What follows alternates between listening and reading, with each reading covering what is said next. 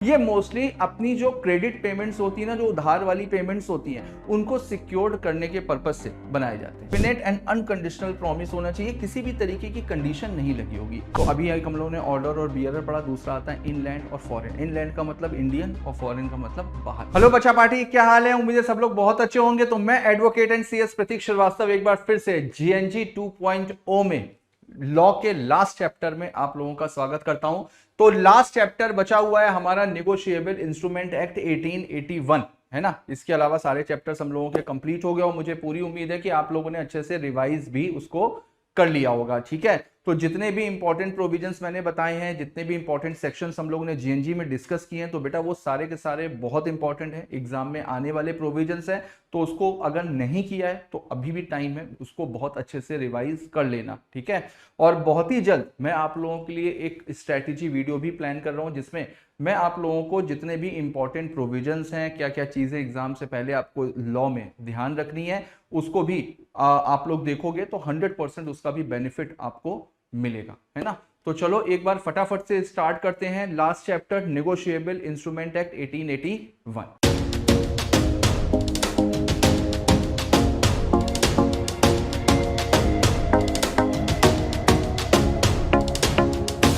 तो चलो देखते हैं, सबसे पहले निगोशिएबल इंस्ट्रूमेंट को समझते हैं कि एग्जैक्टली निगोशिएबल इंस्ट्रूमेंट होता क्या है ना।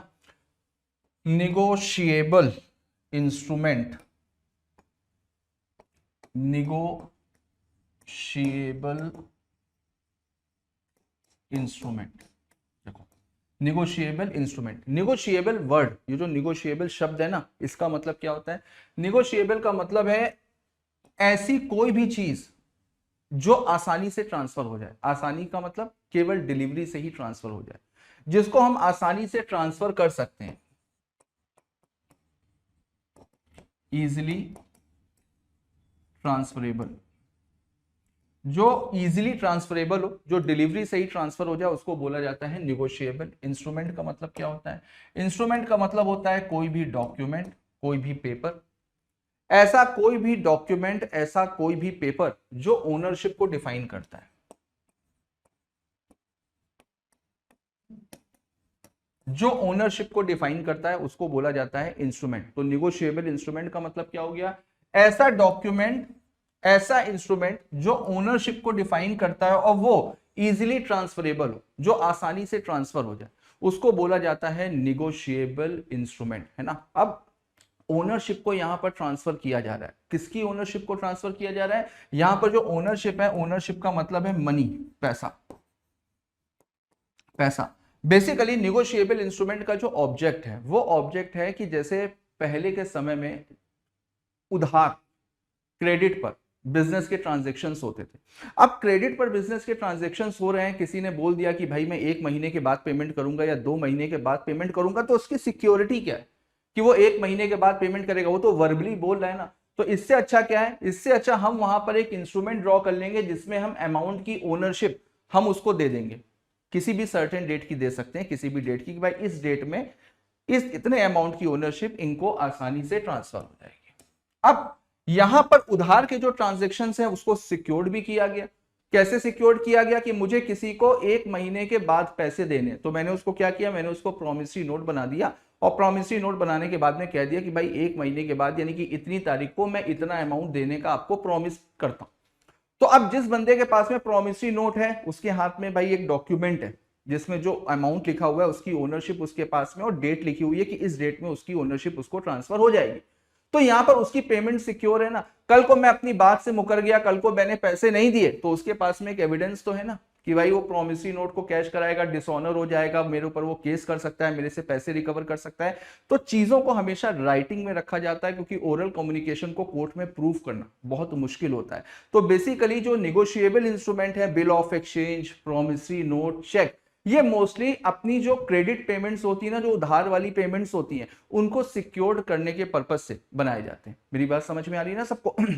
तो निगोशिएबल इंस्ट्रूमेंट को बनाने का मेन पर्पज होता है कि अपनी अमाउंट को सिक्योरिटी देना। दूसरा, एक दूसरा पर्पज और भी है। जैसे अगर मान लो कि कोई भी बिजनेस है, तो बिजनेस में हमेशा एक कैश फ्लो रहता है। भाई पैसा मेरे पास में आता है तो कोई भी पैसा बिजनेसमैन अपने घर पे थोड़ी ना रखता है। अब मैंने किसी को उधार सामान बेचा, उससे पेमेंट आई, अब पेमेंट मैं अपने घर पे थोड़ी ना रखूंगा, मुझे भी तो किसी को देना होगा ना, तो वो पेमेंट मैं उसको दे दूंगा। भाई पेमेंट का यही तो साइकिल चलता है बिजनेस में, कि एक से लेना दूसरे को देना, और जो बीच वाला मार्जिन होता है वो अपना हो जाता है। अब यहां पर सपोज करो कि मिस्टर ए ने मिस्टर बी को उधार गुड्स बेचे, ठीक, बी ने कहा कि भाई 1 महीने के बाद में मैं पेमेंट दूंगा।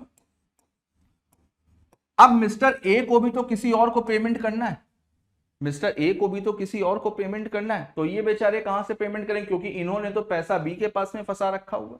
अब जब बी से पैसा आएगा तब सी को मिलेगा। तो इससे अच्छा क्या है कि मिस्टर ए ने बिल ऑफ एक्सचेंज ड्रॉ किया बी के नाम पर, बी ने उसको एक्सेप्ट करके ए को दिया, अब ए को सी को पेमेंट करनी है तो ए क्या करेगा, ए सी को ट्रांसफर कर देगा, तो यानी सी की भी पेमेंट होगी। तो इससे बिजनेस रुकता नहीं है, क्योंकि ऐसे तो अगर हमारा कैश फ्लो रुक गया, आप खुद सोचो कि अगर मिस्टर ए का पैसा उधार देते देते ही फंस गया तो ये पीछे से गुड्स कहां से मंगवाएंगे, फिर बिजनेस कैसे करेंगे, तो कहीं ना कहीं इनका बिजनेस रुक जाएगा ना। तो ये एक तरीका होता है जिसमें हम जो उधार वाले ट्रांजेक्शन्स है उसका हम अपने कैश फ्लो पे, अपने बिजनेस पर कोई भी इफेक्ट नहीं आने देते हैं। किसी ने हमको बिल ऑफ एक्सचेंज दिया, हमने सामने वाले को इंडोर्स कर दिया, इनको किसी को देना होगा, ये उसको इंडोर्स कर देंगे, इनको किसी को देना होगा, वो उसको इंडोर्स कर देगा। तो यानी बिजनेस की पूरी साइकिल वैसे ही चलती रहेगी, केवल एक इंस्ट्रूमेंट के बेसिस पर। मेरी बात समझिए, और सबकी पेमेंट सिक्योर्ड, सबकी पेमेंट सिक्योर्ड है। तो यहां पर बेसिकली निगोशिएबल इंस्ट्रूमेंट का मतलब ऐसा इंस्ट्रूमेंट जिसमें ओनरशिप हम आसानी से ट्रांसफर कर सकते हैं।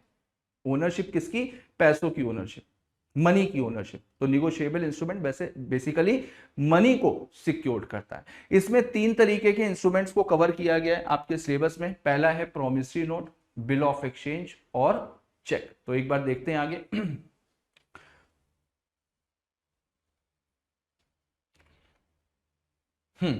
तो देखते हैं। तो निगोशिएबल इंस्ट्रूमेंट बेसिकली 3 तरीके के हो गए, promissory note, bill of exchange और चेक, है ना। तो सबसे पहले निगोशिएबल इंस्ट्रूमेंट के कुछ फीचर्स हैं वो देख लेते हैं। It is necessarily in writing, बिल्कुल राइटिंग में होना चाहिए। It should be sign, proper sign होना चाहिए। It is freely transferable from one person to another, तभी तो इसको निगोशिएबल बोला गया है, क्योंकि ये आसानी से ट्रांसफर हो सकता है। Holders title is free from defect, जो पर्सन इंस्ट्रूमेंट को होल्ड कर रहा है उसका जो टाइटल है, टाइटल का मतलब ओनरशिप, उसकी जो ओनरशिप है उस पर कोई भी डिफेक्ट नहीं होना चाहिए। It can be transferred any number of time till it's satisfaction, जैसे कि सेटिस्फेक्शन का मतलब मैच्योरिटी, जब तक उसकी मैच्योरिटी नहीं हो जाती, जब तक वो कैश नहीं हो जाता, तब तक उसको जितनी बार चाहो उतनी बार आप ट्रांसफर कर सकते हो, जैसे अभी मैंने आपको बताया पूरे के पूरे एक बिजनेस की साइकिल को लेकर के। Every negotiable instrument must contain an unconditional promise or order to pay money। तो यहां पर मनी का इन्वॉल्वमेंट होता है, पैसे का इन्वॉल्वमेंट होता है, यहां पर अनकंडीशनल प्रॉमिस होता है या अनकंडीशनल ऑर्डर भी कह सकते हो। अनकंडीशनल ऑर्डर भी होता है, लेकिन किसको, पैसे को देने का, है ना। The sum payable, the time of payment, the pay must be certain. तो पे, टाइम ऑफ पेमेंट, कितना अमाउंट पे करना है, ये सारी चीजें सर्टेन होनी चाहिए। और the instrument should be delivered, mayor drawing of instrument does not create liability. Delivery होना जरूरी है, बगैर डिलीवरी के, केवल हमने लिख दिया कि हम ट्रांसफर कर रहे हैं वो मैटर नहीं करता, डिलीवरी होना जरूरी है ना। तो ये फीचर्स हैं आपके निगोशिएबल इंस्ट्रूमेंट के। उसके बाद में सबसे पहले हम लोग देखते हैं प्रोमिसरी नोट क्या होता है। प्रोमिसरी नोट, देखो प्रोमिसरी नोट जैसे किसी भी बिजनेस के ट्रांजैक्शन में 2 पार्टीज होती हैं, एक होता है सेलर और एक होता है बायर। बायर का मतलब जो गुड्स को खरीद रहा है, सेलर जो गुड्स को बेच रहा है। तो यहां पर प्रोमिसरी नोट, इसका मतलब क्या है भाई, यहां पर प्रॉमिस किया जा रहा है, किस चीज का प्रॉमिस किया जा रहा है, प्रॉमिस टू पे, पैसे देने का प्रॉमिस किया जा रहा है। तो सेल परचेज के ट्रांजैक्शन में पैसे कौन देगा, पैसे हमेशा बायर देगा। तो इसका मतलब जिसको पैसे देने हैं यानी कि बायर, बायर हमेशा प्रॉमिसरी नोट बनाएगा, जो गुड्स को खरीद रहा है वो प्रॉमिसरी नोट बनाएगा और सेलर को प्रॉमिस करेगा। किस बात का प्रॉमिस करेगा, कि एक सर्टेन डेट पे एक सर्टेन अमाउंट वो उसको पे करेगा। देखो, an instrument in writing not being a bank note और करेंसी नोट, बैंक नोट और करेंसी नोट को इससे अलग किया गया, उसको प्रॉमिसरी नोट की डेफिनेशन में इंक्लूड नहीं किया गया है। Containing N unconditional undertaking signed by the maker, बिल्कुल एक अनकंडीशनल अंडरटेकिंग ले रहा है। अंडरटेकिंग का मतलब एक अनकंडीशनल रिस्पॉन्सिबिलिटी ले रहा है। किस चीज की रिस्पॉन्सिबिलिटी ले रहा है? To pay a certain sum of money, एक सर्टेन अमाउंट को पे करने की, only to or the order of a certain person or to the bearer of the instrument, किसी पर्टिकुलर पर्सन को या उसके ऑर्डर पर किसी दूसरे पर्सन को या बियरर को। बियरर का मतलब क्या होता है? बियरर का मतलब होता है होल्डर, जो उसको होल्ड कर रहा है। ठीक है, तो अभी इंस्ट्रूमेंट कितने तरह के होते हैं? एक बियरर इंस्ट्रूमेंट होता है, एक ऑर्डर्ड इंस्ट्रूमेंट होता है। इन दोनों का मतलब अभी आगे समझेंगे। ठीक है, अब parties to the promissory note, दो पार्टीज होती हैं, एक मेकर जो ड्रॉ करता है और एक होता है पे, जिसको पैसा मिलेगा। अब देखते हैं प्रोमिसरी नोट के क्या फीचर्स होते हैं। सबसे पहले तो राइटिंग में होना चाहिए। ठीक है, एक्सप्रेस प्रॉमिस टू पे, एक्सप्रेस प्रॉमिस होना चाहिए पे करने का। डेफिनेट एंड अनकंडीशनल प्रॉमिस होना चाहिए, किसी भी तरीके की कंडीशन नहीं लगी होगी। अगर ऐसा हुआ तो मैं आपको प्रॉमिस करता हूं कि मैं आपको इतने पैसे दूंगा, नहीं। अनकंडीशनल प्रॉमिस होना चाहिए, विदाउट एनी कंडीशन प्रॉमिस होना चाहिए। मेकर के उसमें साइन होंगे। प्रॉमिस टू पे मनी ओनली, केवल पैसे को देने का प्रॉमिस होगा, और जो पैसे को देने का प्रॉमिस है वो हमेशा सर्टेन होना चाहिए। सम का मतलब अमाउंट है, पे हमेशा सर्टेन होगा, और उसमें प्रॉपर स्टैंप लगी होगी, प्रॉपर स्टैंप ड्यूटी पे होगी। तो ये सारे फीचर्स थे प्रोमिसरी नोट के। अब नेक्स्ट आता है बिल ऑफ एक्सचेंज। जिस तरीके से प्रोमिसरी नोट बायर बनाता है सेलर के लिए, बायर सेलर को प्रॉमिस करता है कि एक सर्टेन डेट में एक सर्टेन अमाउंट वो पे करेगा, उसी तरीके से बिल ऑफ एक्सचेंज जो होता है ना, bill of exchange seller draw करता है। जब सेलर उधार किसी को गुड्स बेचता है तो वो क्या करता है? गुड्स के साथ में बिल ऑफ एक्सचेंज ड्रॉ करके दे देता है। ये होता है अनकंडीशनल ऑर्डर। वहां पर क्या था? अनकंडीशनल प्रॉमिस था। इसमें सेलर बायर को ऑर्डर देता है। क्या ऑर्डर देता है? कि भाई एक सर्टेन इसको तुम एक्सेप्ट करो, एक्सेप्ट करने के बाद में एक सर्टेन डेट पे तुम इतना पैसा दोगे, है ना। तो यहां पर ये सेलर ड्रॉ करता है बायर के नाम पे, बायर उसको एक्सेप्ट करता है और एक्सेप्ट करके वापस से सेलर को दे देगा। देखो meaning of bill of exchange, it is an instrument in writing, तो सबसे पहले तो राइटिंग में होना चाहिए। कंटेनिंग एन अनकंडीशनल ऑर्डर, जैसा कि मैंने बताया कि अनकंडीशनल ऑर्डर होगा। Signed by the maker directing a certain person to pay a certain sum of money only to a certain person or the order of a certain person or the bearer of the instrument, बिल्कुल same वैसे ही है। certain person के नाम पे होगा, या certain person अगर किसी को ऑर्डर करता है वो, या bearer जो भी होल्डर है उसको पैसा देने का प्रॉमिस होगा। Parties to a bill of exchange, कितनी पार्टीज होती हैं? पेई, ड्रॉर और ड्रॉई। जनरली जो ड्रॉर और पेई है वो एक ही होगा, जो ड्रॉ करेगा। ठीक है, ड्रॉई का मतलब जिसके नाम पे ड्रॉ किया गया, और पेई का मतलब जिसको पैसा मिलेगा। तो फाइनली अगर कोई और इन्वॉल्व नहीं है तो सेलर को ही पैसा मिलेगा, है ना। तो ड्रॉर और पेई दोनों एक हो सकते हैं। फीचर्स देख लेते हैं बिल ऑफ एक्सचेंज के। राइटिंग में होना चाहिए, अनकंडीशनल ऑर्डर होगा, ऑर्डर टू पे मनी ओनली होगा, ड्रॉर, ड्रॉई और पेई ये हमेशा सर्टेन होने चाहिए। एक्सप्रेस ऑर्डर टू पे होगा, साइंड बाय ड्रॉर, ड्रॉर उसमें साइन करेगा, सर्टेन सम होना चाहिए, और प्रॉपर स्टैंप ड्यूटी इसमें पे होनी चाहिए। इसके बाद में आता है चेक। अब चेक का मतलब क्या होता है? Cheque is the type of bill of exchange, cheque is the type of bill of exchange. Cheque को भी बिल ऑफ एक्सचेंज का ही एक टाइप माना गया है, जिसमें चेक में क्या होता है, हमारे पास में चेकबुक होती है, वो अगर किसी भी पर्सन को हमें पेमेंट करना होता है, या तो हम उसका नाम लिख देते हैं या हम लिख देते हैं सेल्फ, या तो हम सेल्फ लिख देते हैं या उसका हम नाम लिख देते हैं। लेकिन वो चेकबुक होती तो बैंक की है ना, बैंक ने हमको इशू करी है, और हमारा पैसा किसके पास में? बैंक के पास में। तो यानी कि यहां पर हम बैंक को ऑर्डर करते हैं। क्या ऑर्डर करते हैं? कि जिस पर्सन का नाम चेक में लिखा हुआ है उसको इतना अमाउंट पे कर दिया जाए, है ना। तो ये स्पेसिफाइड बैंकर के नाम पर ड्रॉ होती है और पेबल ऑन डिमांड होगी।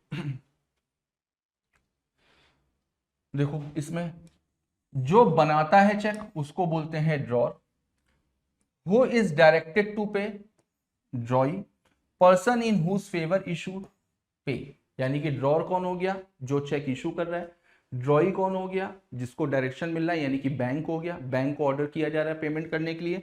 और पेई कौन हो गया, जिसके फेवर में चेक इशू करी जा रही है, जिसका नाम उसमें लिखा हुआ है, उसको बोला जाएगा पे। अब एसेंशियल फीचर्स देख लेते हैं चेक के। तो जितने भी बिल ऑफ एक्सचेंज, अभी मैंने बताया ना, cheque is the type of bill of exchange, cheque is the type of bill of exchange. तो जितने बिल ऑफ एक्सचेंज के फीचर्स होते हैं वो सारे के सारे चेक में भी होते हैं। लेकिन पहले ऐसा होता था, लेकिन अब नहीं होता है। पहले की जो पुराने समय की जो चेक्स होती थी ना, उस पर भी स्टैम्प ड्यूटी लगाई जाती थी, लेकिन अब ऐसा नहीं होता है। अब चेक्स में स्टैम्प ड्यूटी नहीं लगती है ना। तो ये स्पेसिफाइड बैंकर के नाम पर ड्रॉ किया जाता है और पेबल ऑन डिमांड होता है। Classification of negotiable instrument. अब निगोशिएबल इंस्ट्रूमेंट कितने तरह के होते हैं, ठीक है। तो सबसे पहले बियरर इंस्ट्रूमेंट देख लेते हैं और ऑर्डर इंस्ट्रूमेंट देख लेते हैं। देखो इसको समझना पहले, बियरर इंस्ट्रूमेंट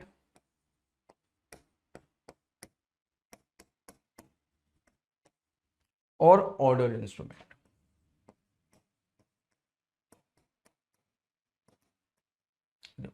बियरर इंस्ट्रूमेंट का मतलब क्या होता है, जो भी पर्सन उसको होल्ड करेगा, जो भी पर्सन इंस्ट्रूमेंट को होल्ड करेगा वही उसको कैश करा सकता है। बियरर का मतलब जिस पर्सन के पास में भी है वो उसको होल्ड करा सकता है। इसमें जो ओनरशिप ट्रांसफर होगी ना, ट्रांसफर बाय मेयर डिलीवरी, केवल डिलीवरी से ही ओनरशिप ट्रांसफर हो जाती है। जो बियरर इंस्ट्रूमेंट होता है, जैसे सेल्फ की चेक है, अगर मैंने सेल्फ की चेक काटी तो सेल्फ की चेक मैंने आपको दी है, तो आप बैंक में जाओगे, बैंक में जाकर के आप कैश करा सकते हो। आप किसी दूसरे पर्सन को देते हो, दूसरा किसी तीसरे को देता है, तीसरा किसी चौथे को देता है। जो भी पर्सन उसको होल्ड कर रहा होगा, जो भी पर्सन उसको होल्ड कर रहा होगा वो बैंक में जाएगा, उसको कैश करा लेगा। अब आपने अगर किसी तीसरे पर्सन को ट्रांसफर करी तो आपने उससे कुछ राइटिंग में करने की कोई भी जरूरत नहीं, केवल चेक को ऐसे डिलीवर कर दिया। केवल हैंड ओवर करने से ही ओनरशिप उतने अमाउंट की ट्रांसफर होगी। तो जो बियरर अमाउंट होता है ना, उसमें केवल डिलीवरी से ही ट्रांसफर हो जाता है। जबकि ऑर्डर इंस्ट्रूमेंट में क्या होता है, ऑर्डर इंस्ट्रूमेंट में राइटिंग में होना जरूरी है प्लस डिलीवरी होना जरूरी है। अगर केवल राइटिंग में है, डिलीवरी नहीं हुई, तो कभी भी वैलिड नहीं होगा। ये जो ऑर्डर इंस्ट्रूमेंट है ना, अगर इसको ट्रांसफर करना है तो इसको ट्रांसफर करने के लिए राइटिंग में भी होना चाहिए और डिलीवरी भी होनी चाहिए। जैसे सपोज करो लिखा है सोहन और ऑर्डर टू, सोहन और ऑर्डर टू, इसका मतलब क्या हुआ, या तो सोहन को, या सोहन जिसको ऑर्डर करता है, अब सोहन ने लिखा मोहन को, मोहन का नाम लिख दिया और यहां पर अपने साइन कर दिए। तो इसका मतलब अब सोहन ने ऑर्डर कर दिया है कि भाई मोहन को इसकी पेमेंट होगी, तो ये राइटिंग में होगा ना, साइन करेंगे, नाम लिखेंगे, राइटिंग में होगा। अब मोहन ने देना है रोहन को, मोहन के आगे लिख दिया और ऑर्डर टू। अब मोहन ने लिख दिया सोहन को, अब सोहन के नीचे मोहन ने साइन कर दिया, यानी कि अब इसकी पेमेंट किसको मिलेगी, सोहन को। और ऑर्डर टू, कभी भी चेक देखना, चेक में जहां पर पेई का नाम लिखा रहता है ना, उसके आगे सबसे लास्ट में कोने की तरफ लिखा रहता है और ऑर्डर टू। और ऑर्डर टू का मतलब, ये जो समझदार लोग होते हैं जिनको निगोशिएबल इंस्ट्रूमेंट का आइडिया है, वो कभी भी चेक इशू करते हैं ना तो और ऑर्डर टू काट देते हैं।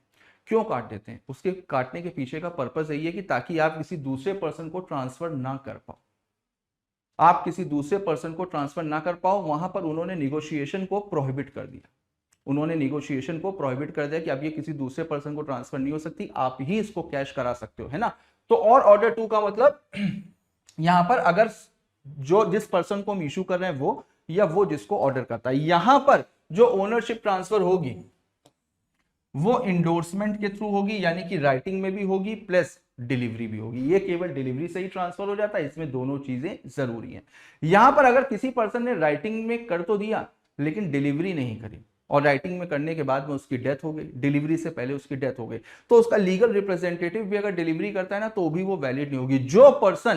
जो पर्सन राइटिंग में कर रहा है वही पर्सन डिलीवरी करेगा, तभी वो वैलिड इंडोर्समेंट माना जाएगा। ये सबसे बड़ा डिफरेंस होता है बियरर इंस्ट्रूमेंट में और ऑर्डर इंस्ट्रूमेंट में, है ना। देखते हैं एक बार देखो, तो बियरर इंस्ट्रूमेंट में नेम ऑफ द पेई या तो ब्लैंक होगा, या नेम ऑफ पेई स्पेसिफाइड विद वर्ड्स और बियरर, या तो अगर किसी का नाम लिखा है तो उसके आगे बियरर लिखा होगा। The last endorsement is blank, या तो अगर इंडोर्समेंट हो रहा है तो लास्ट इंडोर्समेंट जो है ना वो ब्लैंक हुआ, उसमें कुछ भी ना लिखा हो, तो कोई भी पर्सन उसमें अपना नाम लिख सकता है। निगोशिएटेड बाय मेयर डिलीवरी, तो ये केवल डिलीवरी से ही ट्रांसफर हो जाएगा। Next order instrument, payable to a person और पेबल टू अ पर्सन और हिज ऑर्डर, तो एक किसी पर्टिकुलर पर्सन के नाम पे रहे या किसी पर्टिकुलर पर्सन और हिज ऑर्डर, जैसा कि मैंने बताया payable to a order of a person or the last endorsement is in full. Negotiated by endorsement plus delivery, यानी कि राइटिंग में भी होना चाहिए, निगोशिएशन यहां पर होगा राइटिंग में प्लस डिलीवरी, ठीक है। अब देखो नेक्स्ट आता है आपका इनलैंड और फॉरेन इंस्ट्रूमेंट।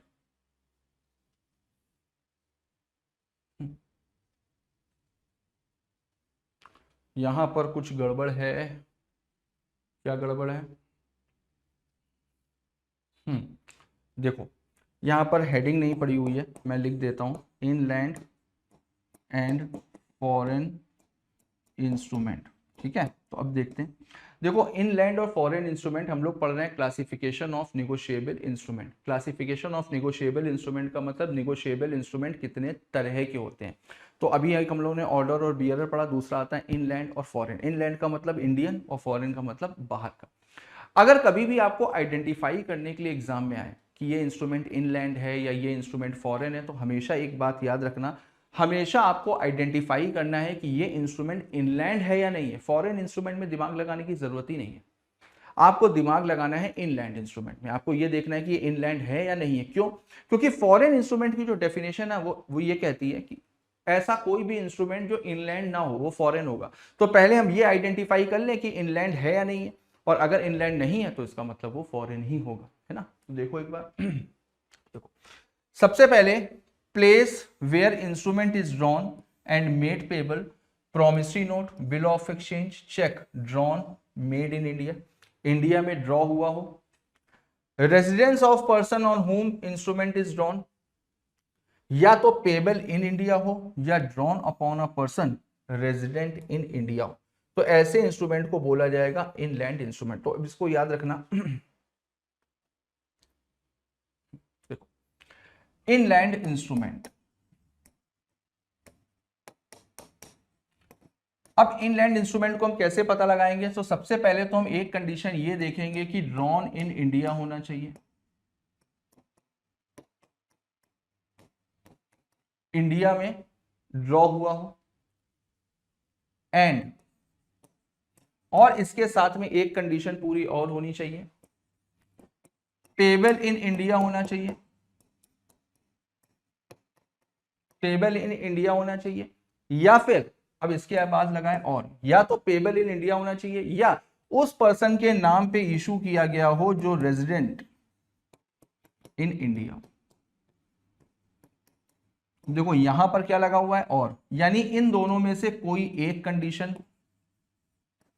अगर पूरी हो रही है और ये वाली कंडीशन पूरी हो रही है, तो इसका मतलब ये इनलैंड इंस्ट्रूमेंट है। मेरी बात समझ में आई? पहले हम क्या देखेंगे कि इंडिया में ड्रॉ हुआ है या नहीं हुआ है। अगर इंडिया में ड्रॉ हुआ है तो पहली कंडीशन तो पूरी हो रही है।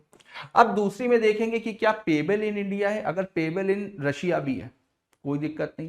क्या उस पर्सन के नाम पे है जो रेजिडेंट इन इंडिया है? अगर है तो इसका मतलब भले ही पेबल बाहर का हो लेकिन उसको इनलैंड इंस्ट्रूमेंट माना जाएगा। इन दोनों में से कोई भी एक कंडीशन पूरी हो रही है और साथ में ये वाली कंडीशन, यहां पर और है, यहां पर एंड है। मेरी बात समझ में आ रही है?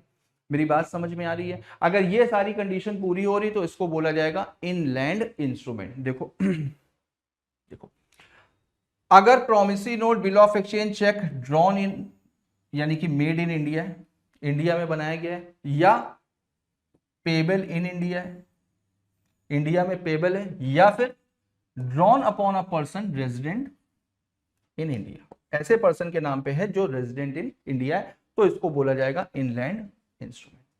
डन है? चलो आगे देखते हैं। अब फॉरेन इंस्ट्रूमेंट,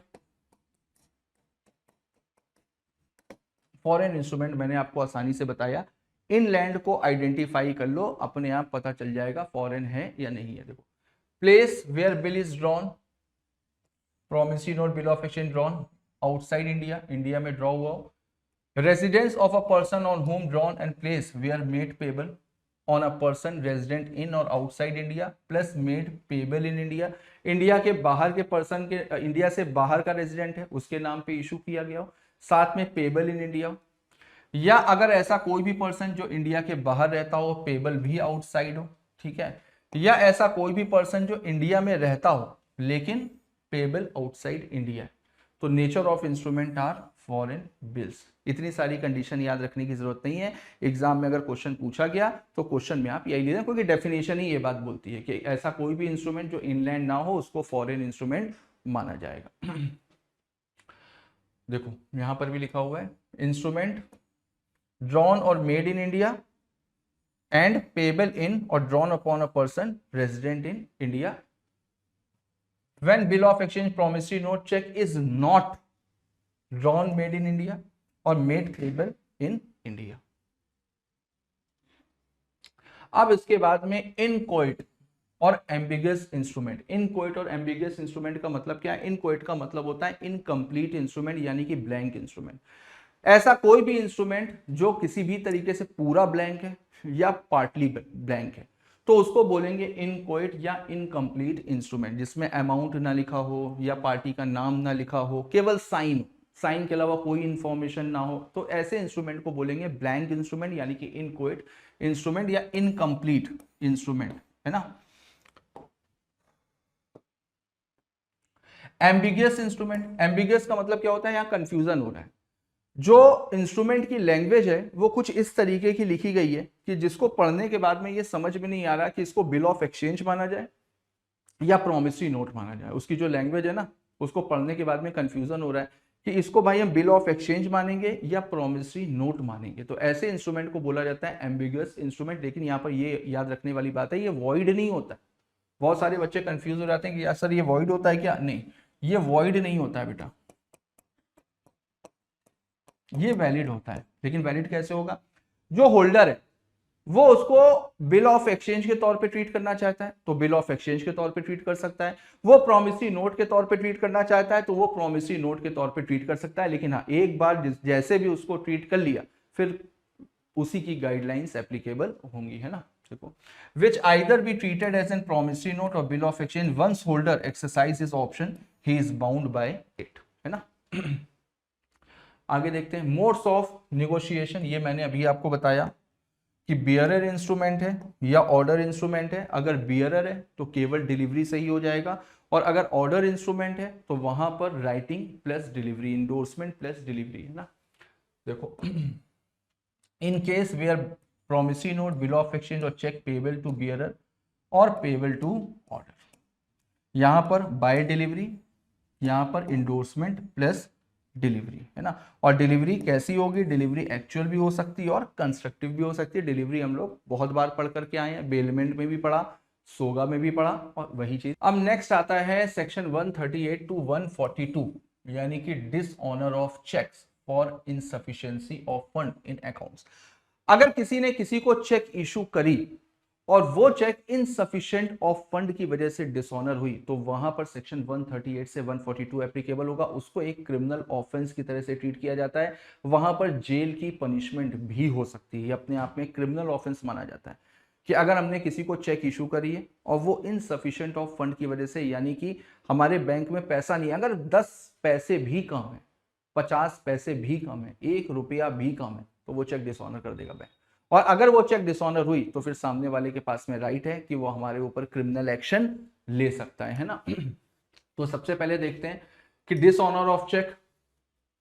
तो सबसे पहले डेट होना चाहिए, लीगली इन्फोर्सिएबल डेट होना चाहिए. लीगली इन्फोर्सिएबल डेट का मतलब, अगर जैसे मैंने अपने फ्रेंड को शादी में गिफ्ट के तौर पे चेक दी, ठीक है, गिफ्ट के तौर पे चेक दी और वो चेक डिसऑनर हो गई, तो फिर क्या वहां पर सेक्शन 138 एप्लीकेबल होगा? नहीं. जो जिस पर्पस के लिए हमने चेक दी है, जिस पर्पस के लिए हमने चेक दी है, हमने अपने लीगल डेट को चुकाने के लिए चेक इशू करी है, तभी वहां पर यह वाला सेक्शन एप्लीकेबल होगा. अगर गिफ्ट में किसी को दी है या ऐसे ही किसी को दी है तो फिर वहां पर उसको कंसीडर नहीं किया जाएगा सेक्शन 138 को. रीजन ऑफ डिसऑनर क्या होना चाहिए? हमेशा इनसफिशिएंसी ऑफ फंड होना चाहिए, हमेशा इनसफिशिएंसी ऑफ फंड होना चाहिए, इसके अलावा कोई रीजन नहीं है ना। Presentment of cheque, presentment proper हो विद इन 3 मंथ्स, अगर 3 महीने के अंदर जो डेट उसमें लिखी है, जो डेट उसमें लिखी है, अगर उस डेट से 3 महीने के अंदर हमने चेक को नहीं लगाया तो चेक स्टेल हो जाती है, पुरानी हो जाती है। और अगर एक बार चेक स्टेल हो गई, पुरानी हो गई, तो उसके बाद में अगर आप लगाते हो, डिसऑनर हो जाती है, तो फिर वहां पर सेक्शन 138 नहीं लगेगा। दूसरा, जिस demand made from drawer within 30 days of dishonour, ठीक है। अब देखो, अगर कभी भी चेक डिसऑनर हुई है, तो जब ड्रॉर की नॉलेज में आया कि चेक डिसऑनर हो गई है, तो उसको 30 दिनों के अंदर, 30 दिनों के अंदर नोटिस भेजना पड़ता है, 30 दिनों के अंदर नोटिस भेजना पड़ता है ड्रॉर को।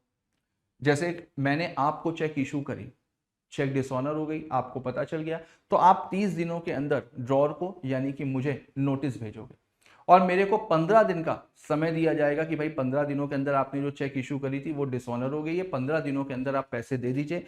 और अगर 15 दिनों के अंदर पैसे नहीं मिले तो फिर उसके बाद में आपके पास में राइट है कि आप मेरे ऊपर एक्शन, क्रिमिनल एक्शन ले सकते हो। लेकिन ये बात ध्यान रखना, अगर ये प्रोसीजर फॉलो नहीं किया है तो आप डायरेक्ट क्रिमिनल एक्शन नहीं ले सकते हो। पहले आपको 30 दिनों के अंदर इन्फॉर्म करना पड़ता है, उसके बाद 15 दिनों का टाइम देना पड़ता है रीपेमेंट का, उसके बाद भी पैसे नहीं मिलते हैं तब जाकर के आप एक्शन ले सकते हो। तो देखो, demand made from drawer within 30 days of dishonour, default by drawer to pay. अब अगर डिफॉल्ट किया within 15 days of demand made, जिस दिन डिमांड हुई है उसके 15 दिनों के अंदर आपको पैसे देने पड़ेंगे। अगर पैसे नहीं दिए तो फिर वहां पर डिसऑनर ऑफ चेक में सेक्शन 138 में आप केस फाइल कर सकते हो।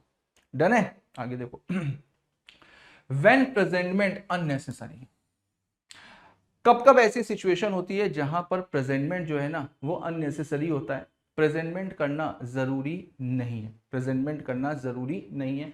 तो एक बार देख लेते हैं, अगर मेकर, ड्रॉई और एक्सेप्टर खुद ही रोकता है, किसी भी तरीके से प्रेजेंटमेंट हो ना पाए, वो इंटेंशनली मना कर रहा है, इंटेंशनली रोक रहा है, खुद अपने आप को बचा रहा है कि यार मेरे सामने प्रेजेंट ना हो, तो फिर भाई मान लिया जाएगा कि उसकी इंटेंशन ही खराब है, उसको नहीं करना, वहां पर डिसऑनर ही मान लिया जाता है, वहां पर इंस्ट्रूमेंट को डिसऑनर ही मान लिया जाता है। दूसरा, जो पेबल था वो बिजनेस प्लेस पे था, और वो बिजनेस प्लेस बिजनेस डे में, बिजनेस आवर्स में क्लोज है। मैंने एक जगह का एड्रेस दिया, भाई यहां पर पेबल होगा। अब बिजनेस डे में, बिजनेस आवर्स में वो प्लेस परमानेंटली क्लोज्ड है, तो फिर भाई इसका मतलब उसकी इंटेंशन नहीं है पे करने की, तो यहां पर भी इंस्ट्रूमेंट को डिसऑनर मान लिया जाएगा। Payable eight specified place and liable party doesn't attend place, किसी एक पर्टिकुलर प्लेस पे पेमेंट होनी थी लेकिन वहां पर लायबल पार्टी आई ही नहीं। Not payable eight specified place and liable party not found after due search, liable party को प्रॉपर सर्च किया गया लेकिन उसके बावजूद उसका पता ही नहीं है, तो फिर वहां पर डिसऑनर ऑफ इंस्ट्रूमेंट हम मान सकते हैं।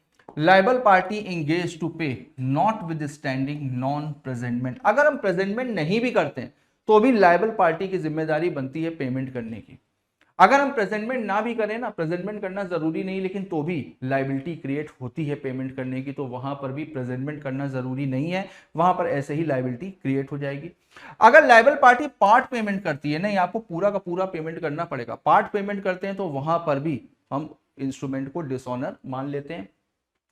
अगर लायबल पार्टी अपने अधिकारों को ही वेव कर देती है, उसके पास में कुछ एडवांटेज था लेकिन अपने राइट्स को, अपने एडवांटेजेस को उसने वेव कर दिया। If drawer could not suffer damage from want of such presentment, अगर प्रेजेंटमेंट ना करने की वजह से, यानी डिले प्रेजेंटमेंट किया या प्रेजेंटमेंट नहीं किया, उसकी वजह से ड्रॉर को कोई भी नुकसान नहीं हो रहा है। जैसे अगर मान लीजिए कि मैंने आपको 10,000 रुपए का चेक दिया 10 तारीख का, आपने 10 के बजाय 14 तारीख को चेक लगाया और मुझे उसकी वजह से कोई भी फाइनेंशियल लॉस नहीं हो रहा है, तो फिर मैं अपनी लायबिलिटी से बच नहीं सकता, वहां पर मेरी लायबिलिटी बनी रहेगी। तो ये सारे केसेस हैं, ये सारे केसेस हैं जहां पर प्रेजेंटमेंट अननेसेसरी है, प्रेजेंटमेंट जरूरी नहीं है, और यहां पर इन सारी सिचुएशन में इंस्ट्रूमेंट को डिसऑनर मान लिया जाएगा।